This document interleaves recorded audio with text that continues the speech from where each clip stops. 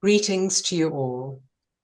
I'm Claire Jankelson, Director of the South African Film Festival, and it is indeed a huge honor and privilege to welcome our guests today, Mary Goslett and Joanne Fedler. We're going to be talking about water today, the significant theme that emerges out of Gillian Edelstein's film, Water Rats. I'd like to begin by introducing my guests. Mary Goslett, psychotherapist and clinical psychologist, academic fellow at the University of Western Australia, and a director of the Australian Indigenous Psychologists Association. And Mary says that she used to live in the Blue Mountains for many years and then moved to Sydney to be near the ocean. Mary loves to swim as often as possible. Mary is also a Yuin Budawang woman, and her Indigenous heritage is very, very important to her. And we're hoping that today you will share a little about your Indigenous relationship with water. Thank you. Joanne Fedler, author of many books, including Writing as Medicine for the Soul. And the latest one, I think, is Unbecoming. Joanne also teaches online writing courses and retreats, and most importantly, is originally from South Africa. One of Joanne's injunctions, which I read on her website, which I love, is we have to stop, often and completely. It should be a rule in life. I suspect that water is something like that, and I would love that this conversation offers us all a moment to stop and to be with this topic. So let's dive right in. To begin, I'd love to ask you both, what was your reaction to the film? In simple terms, what touched you or what impacted on you both about the film? Mary, would you like to dive in? Sure. Yeah, thanks. I loved it. It's when I moved to Sydney, I moved to this area because there's a women's ocean pool. That's what called me. And the sea has always called me, but living by it was deeply important. So to see these people in London, which I've only been to once very briefly, still being called by water, still being called in the ice and in the depths of the pandemic and all that despair, it just touched something deeply within me. Thank you, Mary. What about for you, Joanne? I feel similarly to Mary. During the pandemic, one of the most difficult things for me was that there were a couple of weeks where we were not allowed to go out near the water. And I remember walking past the beach and looking at the sea and bursting into tears, like this overwhelming longing and grief to just be able to go into the water and not knowing when I would be able to get back into the water and into the sea. So I loved the way in which these people found ways, like water. The thing about water is it always finds a way. I mean, I live in a place where the rain always comes through the ceiling, because water finds a way. I love the fact that these people found a way to get into the water. I love the fact that the water brought them together, and that there was a way in which people can just connect. Because when you get into water, you're naked, you're in the water, you become part of the water, and all the stuff that we think is important, the things that divide us from one another, just dissolve. It becomes irrelevant. So there were so many things to love about that movie. I especially loved the woman who just swims naked in the freezing cold all the time. She was for me the heroine. Thank you so much, Joanne. Mary, I'd love to ask you, as an Indigenous Yuin Budawang woman, to explore the notion of water as a living body, how it's country, how is water country, and therefore sacred? And what does it mean? What does it really mean to come from the Yuin Budawang people, who are, I understand it, a water people? So Yuin Budawang go from the bottom of Sydney to the top of the Victorian state. So it's a very long, many hundreds of kilometres landscape. And Yuin is the overall nation. And there's 13 clan groups within that. And then there's smaller family groups. So as a whole, Yuin people are saltwater people. Budawang people, it's a much smaller grouping from, we're the only ones that go from the coast inland towards Canberra. So we're Budawang freshwater people. Saltwater freshwater people.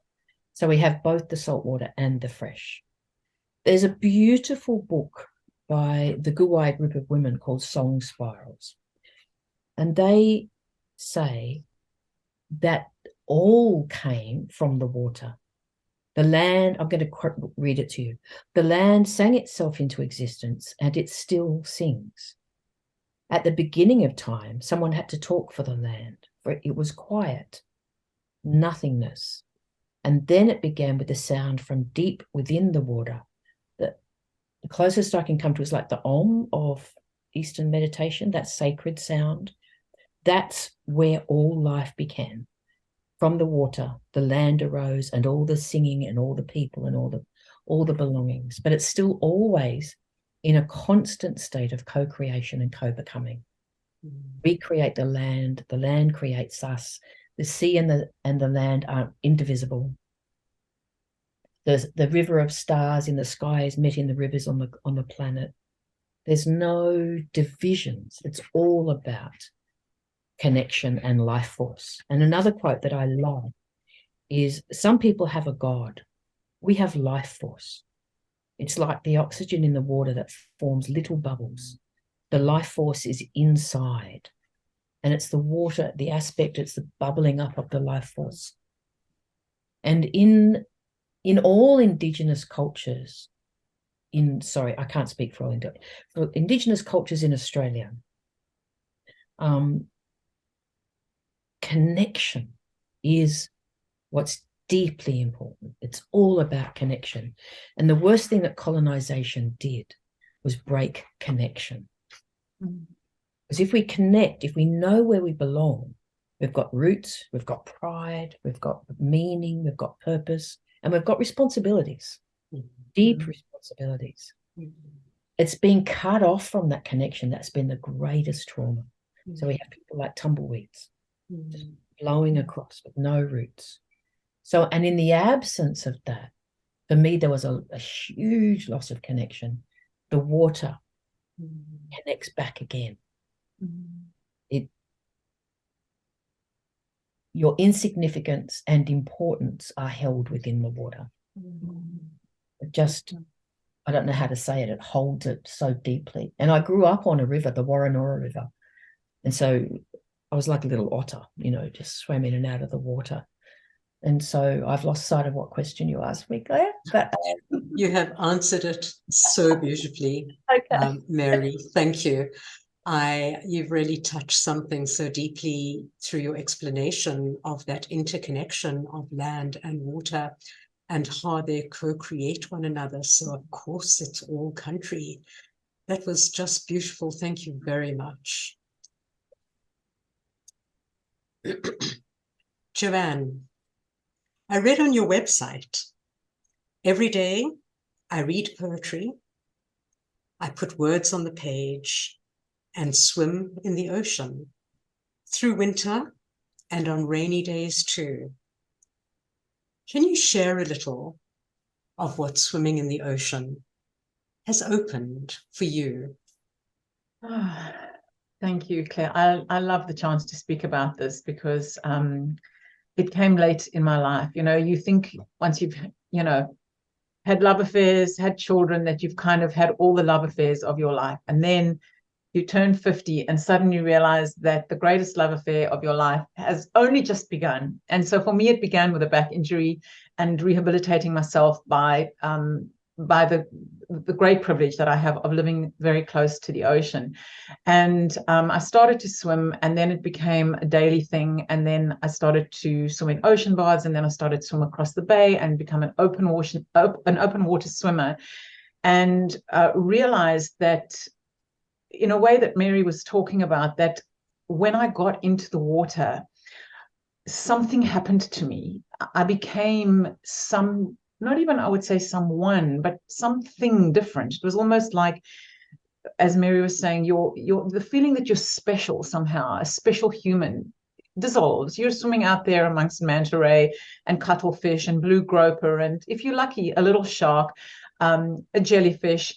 You realize you're just another fish in the sea. But at the same time, you also, your sense of the beauty and awe and wonder of being alive is completely heightened by being in the water. And so for me, I swim and I feel connected to everything. I feel connected to my insignificance, also just to the absolute privilege of being alive. Water is so much about breathing, as Mary said. Water gives you life. You have to learn to breathe in the water. You learn about flow. You learn. I've also pushed up against fear a lot. It's taught me how to be with fear. It's taught me how to be incredibly humble. Swimming in the ocean makes you incredibly humble. And at the same time, it's like being in a relationship. It's an intimacy that you develop. I also felt like I changed my relationship with my body by swimming in the ocean, because I used to be so concerned about how does it look, and now it's about how does it feel being in the water. Understanding how your body feels in the water is such an important aspect of self-awareness, and it just really makes me happy. I don't ever see unhappy people swimming. Unless God forbid they're drowning. But if you know how to be with water, water makes you happy. And one of the great gifts of water is that it's how I met Mary. We met swimming. And so I'm working on something called who we are in water, and what I've called the poetics of permission. Because when I go to the water, I treat it like, some people pray, some people go to church, whatever they may do. I come to the water each morning and I stand at the water and I ask for permission to enter. I come with love, respect, and honor, and I ask for permission to enter, and I ask for safe passage while I'm in.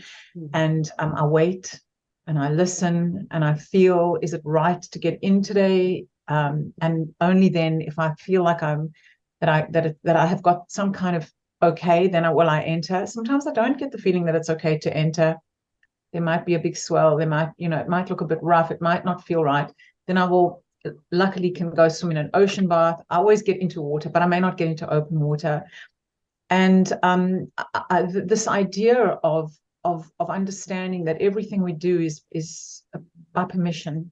It's not by colonization. It's not by, I will have this, I will take this. It's like, may I?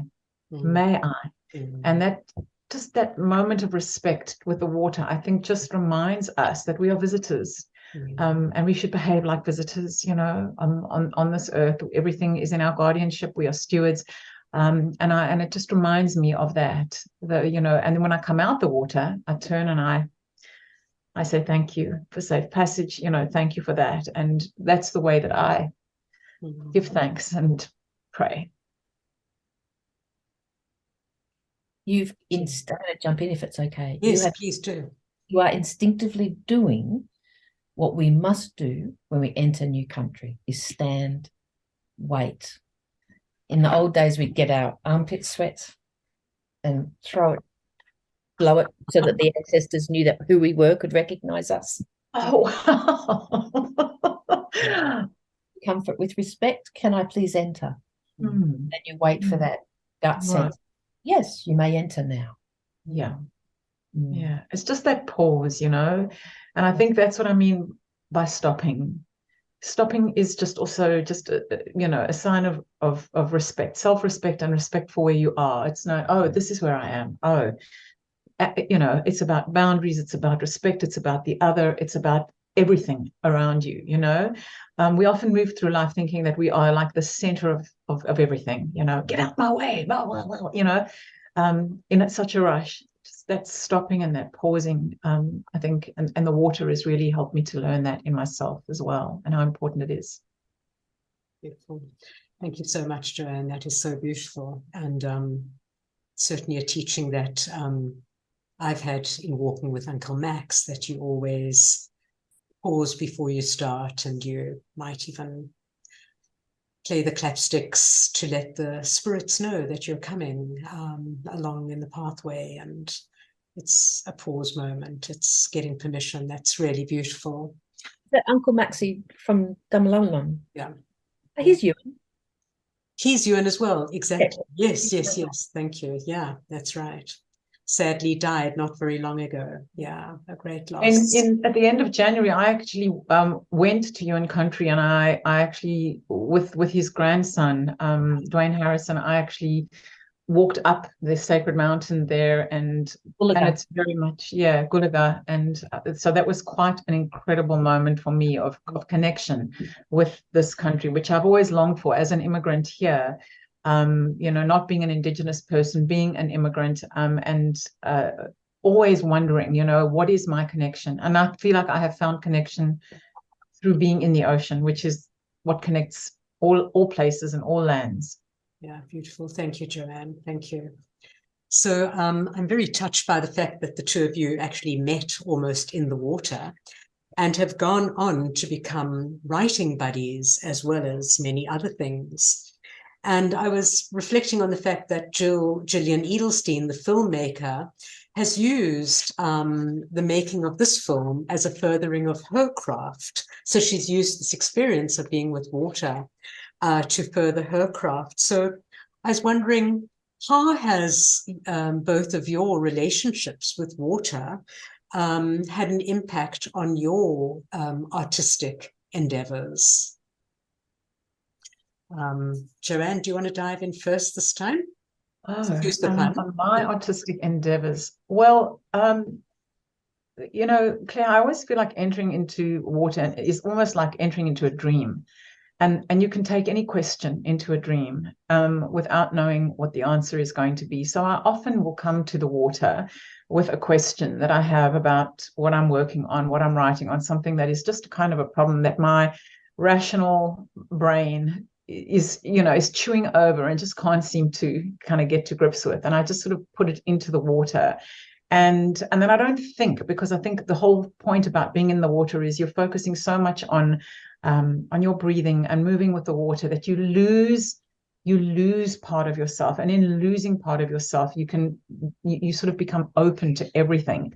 So I've often taken writing questions into the water, or asking, what should I do next? What is my next move?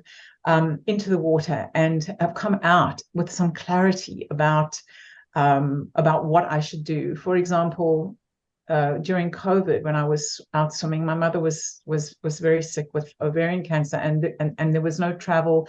You had to get permission to leave the country. And I kept thinking, when should I go? When should I go? And I went into the water the one day with the question of when should I go and be with my mother? Because you had to go for 3 months. It was really difficult to go. And I swam in the water, and I got very powerfully in the water. The message was, go now. Go now. I literally felt in my bones, go now. And I came out the water, and I walked into the house, and I said to my husband, I have to go now. And I booked my ticket, and I did everything, and I went to South Africa. And I had a couple of weeks with my mother, and she died while I was there. So I somehow feel like there is a way in which, when you open yourself, you know, to the ocean, you're opening yourself to like everything. You can get any answer that you need, you know. And I'm very grateful, because I probably would have missed. I was kept postponing it, and I would have missed it if I hadn't got that message. I would have missed my mother's death. It's a very moving story, Joanne. Thank you. What about for you, Mary? How does it help my creativity? Well, there's so many different layers to it. One is, in the work I do, there's many stories that are deeply sad. Mm. And you have to develop a way of being compassionate and present and open and not carrying them. Mm. So in a way, water, I give it back to the water. Mm. There's also a practice, I'll ask their ancestors to look after them, which I would do if they were Indigenous, and I do if they're non-Indigenous. So, when I'm really worried about a client, I'll just say, ask the ancestors to look after them. But somehow I don't have to carry them by myself by swimming with it and washing it away. Mm. And then as Joanne said, often it's when I think things through too. I have to remind myself, Mary, look at the fish, look at the ocean. Don't just be thinking, you're doing 40 laps. How about you be present?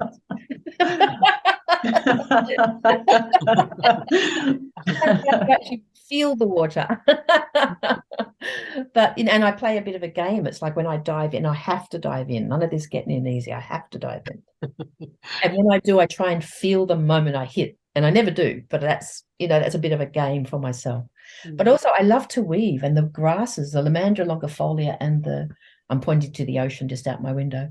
The knobby clubrush are grasses that I weave with, and I'll collect them on the way to the pool, the ocean pool, and sit there and weave with them. And then paintings will often, there's a creative process, I'm sure you both know it, where it's like, this is just rubbish. It's chaos. It's useless. I need to throw the whole thing away. But if you can, somehow it's swimming helps you go, no, I'll go back and I'll see what I can make out of the chaos. I'll see what I can re-enter in a way. And that's what the ocean does for me. And water, all water, any bodies of water. In the mountains, I'd swim in things this big, just desperate for water. But something you said also, Joanne, I forget what you said that made me think of it, but the Yolngu people of Northern Australia, and I've never come across an Indigenous group in Australia that doesn't. And they actually say in this book, we try to break racism by adopting Yakapi as family, which is non-Yolngu people as family. Like there's an inclusivity to Indigenous culture that is the antithesis of Western othering. We accept you, we bring you in, we love you, we teach you, you belong. And there's the generosity of spirit is the same generosity of spirit that's in the ocean and in the land. There's always an opening, there's always a welcoming, there's always something waiting. So beautiful, Mary, thank you. And just reminds me so much of a line that Gillian Edelstein says in the film. She says, in the water, it doesn't matter what your views are. It doesn't matter what your views are. And I think that's beautifully expressed by you, and how cultures can come together. And we certainly saw that in the film as well. And I was thinking about, so what does matter about being in the water? If it doesn't matter what your views are, what does matter? And I think that you mentioned one thing, just that reminder to actually be present to where you are, and also, yes, open yourself to your thoughts and your thinking, but also open yourself to the moment and to the feeling and the sensation and the experience, and the being utterly present to each moment. And Joanne, I think that this ties in a little bit with your poetics of permission as well, giving yourself permission to be in the water. Maybe you'd like to comment a little further about that. Well, it really is just about the permission that you are granted from the place that you're coming to. That there is a way of being with a place that is about asking permission. It's not about taking. And it's permission is a moment of bowing. It's a moment of humility. And I think, in terms of even thinking about our own creativity, almost thinking about that as a kind of ocean of that you are permitted. It's like the life force Mary talks about. You're permitted access to it. You're permitted to enter. You can always go back into it. It's always life-giving. We sort of try to own everything. This is me. This is mine. This is my work. This is my creativity. Yes. And there's something just about sort of allowing that to be a little bit blurred, that for me the water allows it to be much more expansive, and there's a generosity which I always feel when I'm in the water. I always feel there's more. You know, even if I can, as Mary says, only like get in and you know, dip my toe in, as long as I just, you know, get wet. You know, I feel that sort of juiciness and that aliveness. That, you know, they say that salt water has got this very similar quality to amniotic fluid, and with all of those metaphors that abound, I have always felt when I'm in the water and somehow sort of out there looking back, that you just also get just a different perspective on everything. You know, you lie on your back, the water holds you, you look at the sky, you're out far out in the ocean, you look back on land, which you would normally never see. You go under the water, you can see under, you know, there are all these, there's a whole living ecosystem underneath there that you would never come face to face with. So, you know, I talk to fish, I wave, I blow kisses, I have conversations. I'm glad nobody can actually see what I do in the water. Oh, that's lovely. You can be in the ocean pool just down here called Wiley's, watching big moas, this big fish, and octopus, and then you're swimming along, and all of a sudden there's a cormorant going underneath you. And one of my favorite things is to put my goggles, so I'm half above the water and half below, and just see the difference between them. But one thing, if it's okay to keep going for a minute, you said it's being in the water that makes a difference. I think there's a lot of ownership on the water. You know, the really loud motorbikes at the sea, the racing seats, boats. I'm sure, you know, that people have a right to do anything they want, but there's some difference about get in the water without all your bits, without all your electric motors, and go with the water. Don't try and subjugate the water. It's very... And it's even surfers, you know, because there's a whole etiquette about who owns the wave. Whose wave is it, right? Yes. And when you're in the water, it's like, no, you know, the water owns you. You don't own any of it, right? Except if you're trying to swim in a straight line and other people are going at you.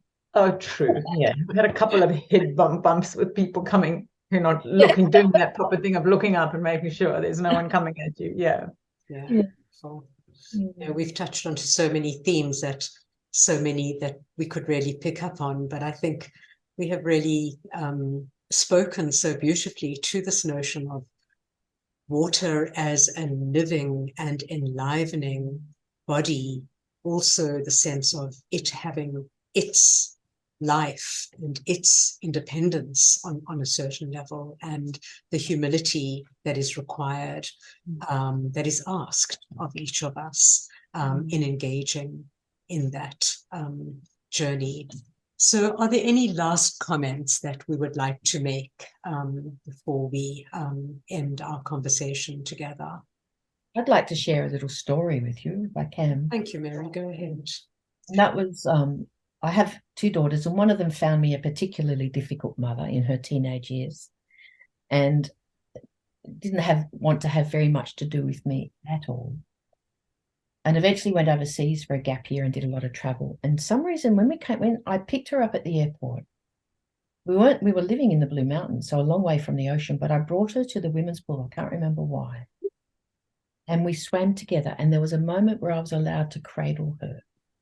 Like, she was in her early 20s, but I was able to cradle her for a little while.